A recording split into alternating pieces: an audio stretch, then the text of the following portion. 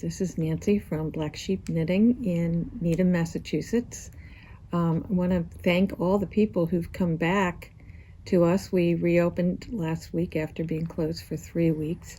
And then we had to close on Saturday because of the storm when everybody was told to be off the roads anyway. But we are back and our classes are back. We do have some spaces in some of the classes, so you have to call. We don't have that posted online because it fluctuates a lot and we can't really keep track. So those of you who are in classes, come back. I'm assuming all your instructors have been in touch with you, and there are spaces for those of you who'd like to join a class. Our classes run in 8-week sessions year-round. You can join in the middle and we would prorate the cost.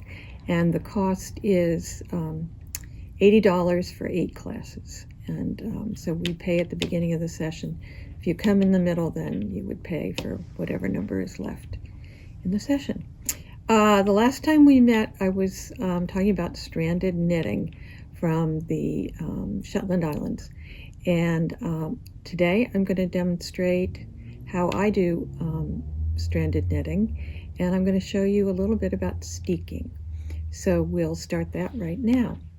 I want to show you a sweater that is just, although it looks like a lot of colors, different colors in it, it's from 2 colorways, a white, and then this is a gradient, not a gradient, and I just blanked on the word. This is a variegated yarn, and you can see how it changes throughout. But at first glance, it looks like you've put all these different shades of gray and black in here, but you didn't. It's just one. You can see on the back how I've carried the yarns. You can see a little pilling. Oops. Then this sweater is called Graphica from Casapinka. And I had, before my injury, I'd hoped to dye some more of this color yarn. It will come one of these days, and we'll probably announce it when it does. So the example I wanted to show you is a blanket that I'm doing called Rams and Ewes. And this is the pattern. It's by the brilliant Kate Davies. You knit all of this, and then you pick up and knit this big border all around. This is the chart, and those of you who haven't done stranded knitting before, it's almost always done in the round. So you say, well, how do you do a blanket in the round? This is how you do it. You add, if you can see these extra stitches, I think I have 1, 2, 3, 4, 5 extra stitches all along here that are not in pattern. They're just alternating colors. These stitches are called steeking stitches. And what will happen in the end is I will reinforce on either side of the middle stitches, or the stitches on the side, probably either on the sewing machine or by hand. And then I'll take scissors and cut all the way up to the end, releasing all of this, and then it will become a square. The reason you do this is that it's kind of difficult, although it can be done, but it's, to my mind, annoying. You can knit Fair Isle or stranded knitting doing stockinette back and forth, but the purl side is always more difficult. So this just allows you to knit every stitch. So you can see the back of this, how I've carried the yarns, and I'll show you in a minute how to do that. So I want to look at my chart.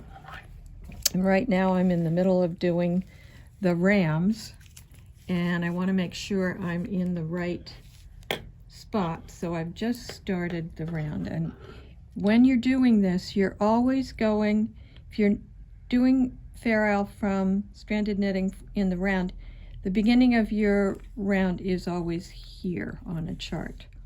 If you were doing stockinette back and forth, you would go across and then back, but this is just a repetition of this row.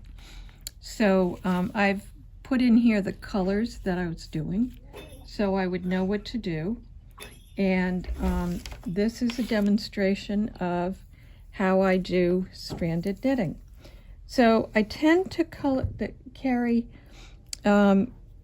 my dominant color, which my main color is white, so I tend to carry that in my left hand.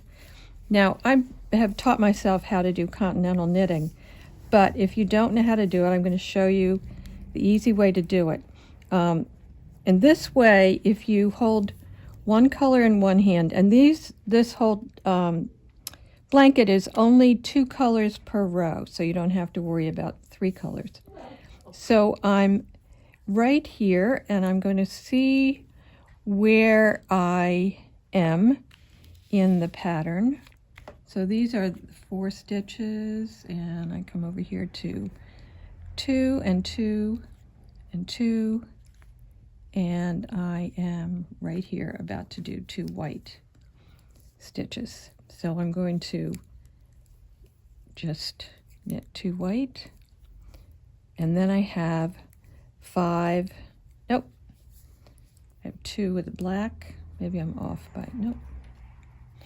So I'm going to pick this up, and if you're new to continental knitting or knitting with your left hand, you can just pick up the yarn, bring it over and knit it.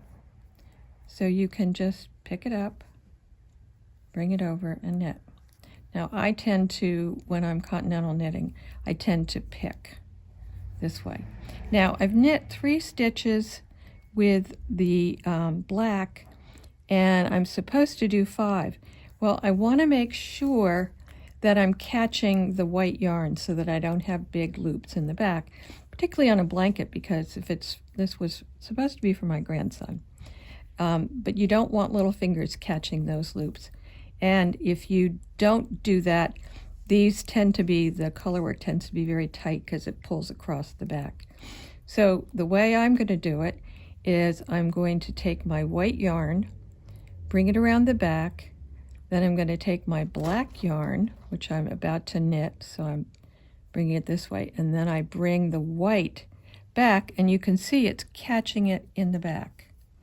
Then I skip a stitch, and then I think I'm supposed to be back to white anyway, but supposing I were doing black, I could do this again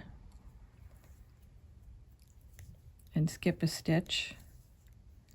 And again, the white comes around the back, the black comes and crosses over it, and then you bring the white to the back, and it has caught the white in the back. So as you can see, there's no twisting, and if you were doing it over here and you kept trying to pick it up and do it without that little catching, you will end up with very twisted yarn, which you'll always be sort of going back and screaming about.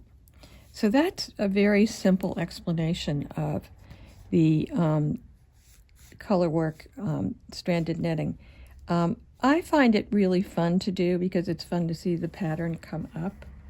And as you can see, this has a lot of pattern to it, and it's been a lot of fun to do. So I highly recommend it. We showed the pieces last time that we thought were good beginner projects. So if you missed last week's video, go back and look, and that'll give you an idea.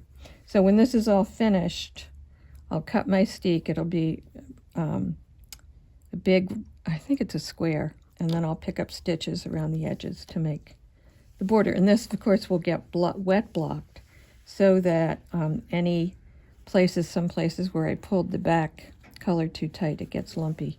So once I block it, that will all flatten out and be really nice. So that's stranded knitting. If you have questions, do come in. We can help you get started. It's a lot of fun.